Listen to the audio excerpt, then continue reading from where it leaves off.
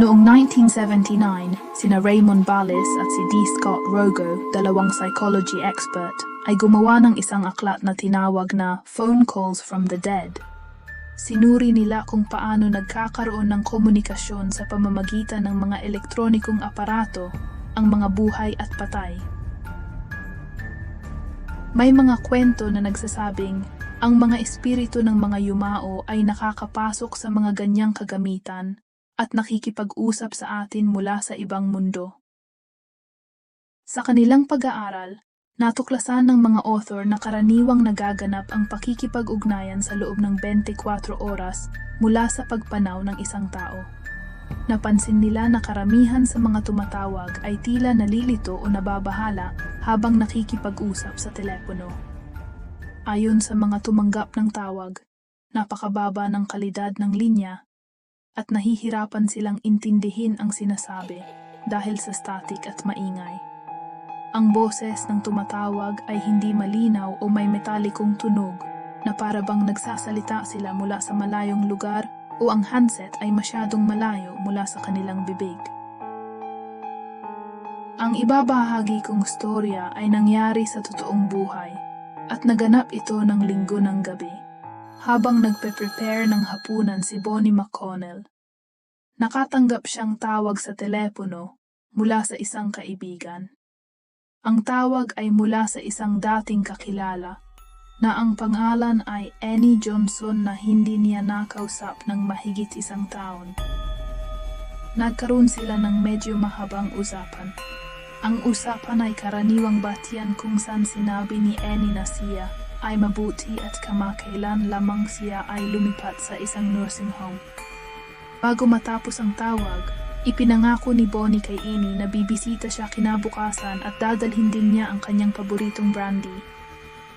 Pagkasabi ni Bonnie na puntahan niya si Annie, biglang sinabi ni Annie na hindi niya kailangan ang mga bagay na iyon at biglang naputol na ang tawag.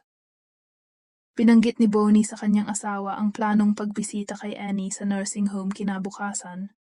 Noong araw na pumunta si Bonnie sa nursing home, pumunta agad siya sa reception at nagtanong kung saan naka-check-in si Annie Johnson. Tiningnan siya ng receptionist at ipinaalam sa kanya na sa kasamaang palad, kamamatay lang ni Mrs. Johnson at nagbigay ng kanyang pakikiramay.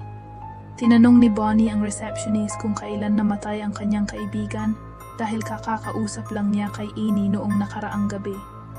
Tumingin ang receptionist kay Bonnie na may pagkalito at inisip na siguro ay nagkakamali siya dahil siya ay nasa trabaho nang mamatay si Mrs. Johnson at natagpuan niya itong walang buhay sa kama noong linggo ng umaga.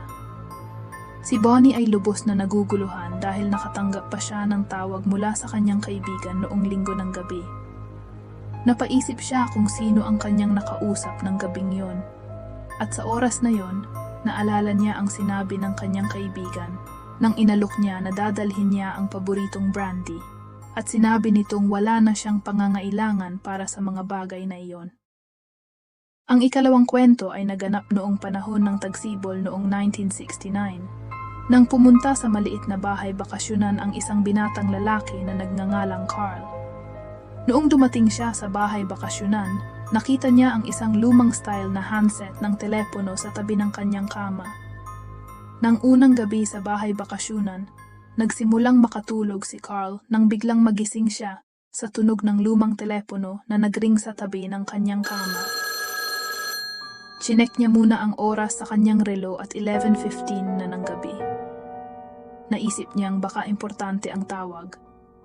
Nang kinuha na niya ang handset, naririnig niya ang boses ng kanyang ama sa kabilang linya. Sinabi ng kanyang ama na kailangan siyang kausapin ng kanyang ina.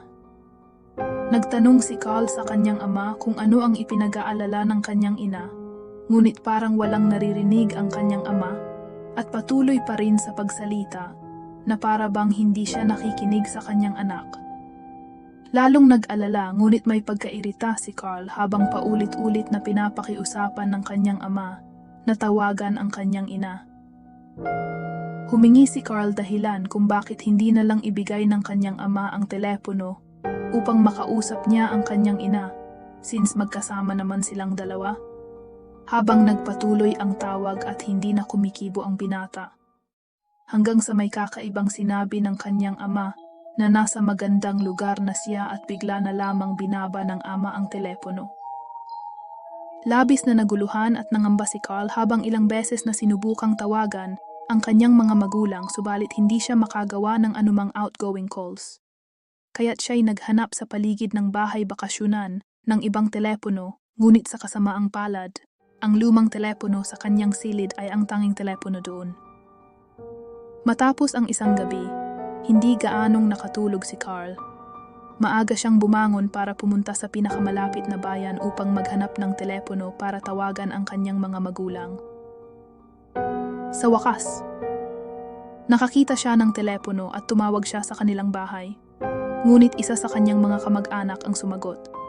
Sinabi nila na hindi makakausap ang kanyang ina sa telepono dahil siya ay nasa kama at nasa estado ng pagka-shock.